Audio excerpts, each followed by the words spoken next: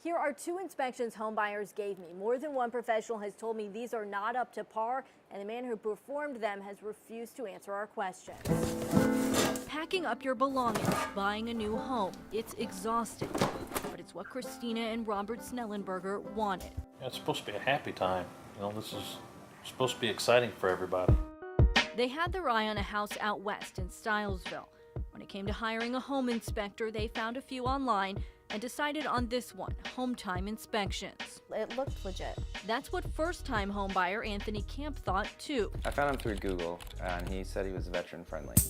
But both the Snellenbergers and Camp tell me the company's owner, Anthony Maxey, did not deliver on what they paid him for. And the lender came back and said that there was some stuff missing that we still needed to get taken care of. He disappeared. He would not return phone calls, text messages, or emails. Here are the 2 home inspections Maxey gave these buyers. I took them to Chris Chirafisi, a manager at American Home Inspectors Training.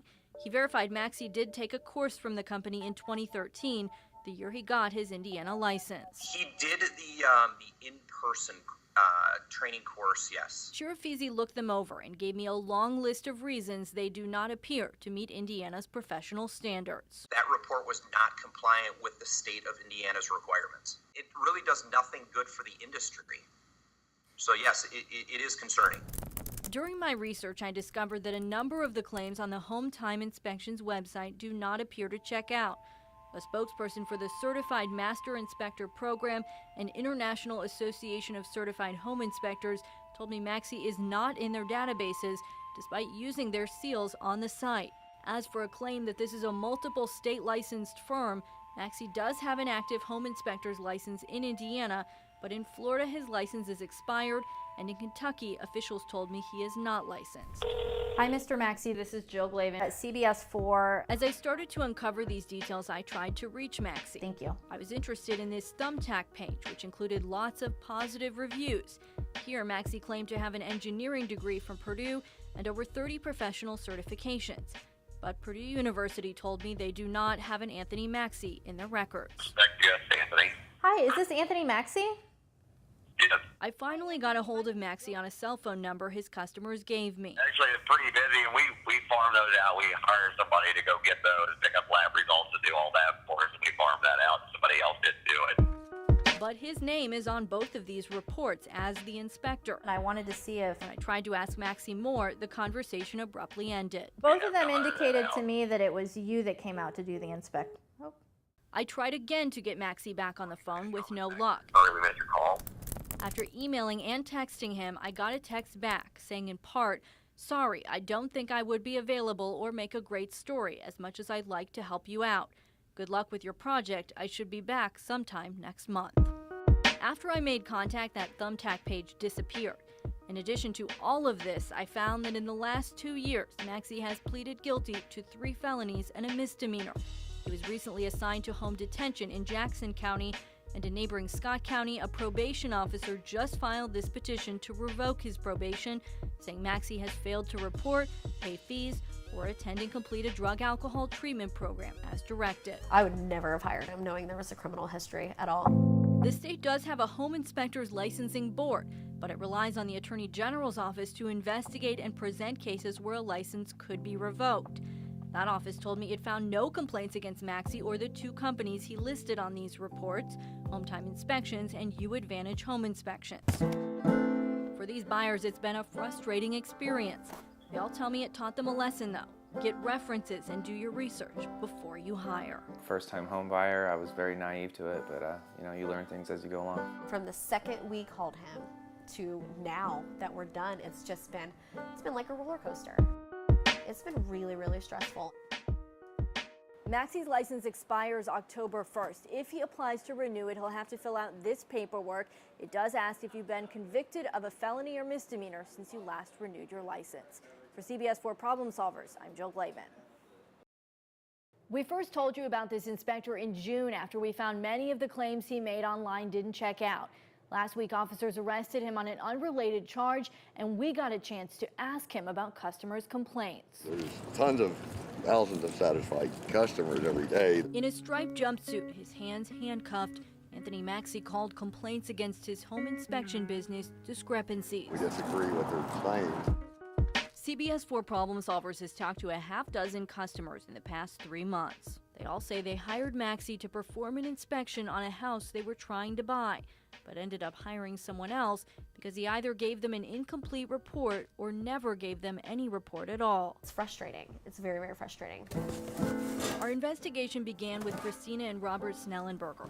The couple say not only did Maxie do a subpar job, he also threatened them via text message. Enjoy your pathetic life. It got real nasty. They say they hired Maxie through this website for home time inspections. All of the customers I talked to said they found the company by searching online, and it stuck out because of the $199 inspection special. I'm a single mom trying to get back on my feet with my 2 kids.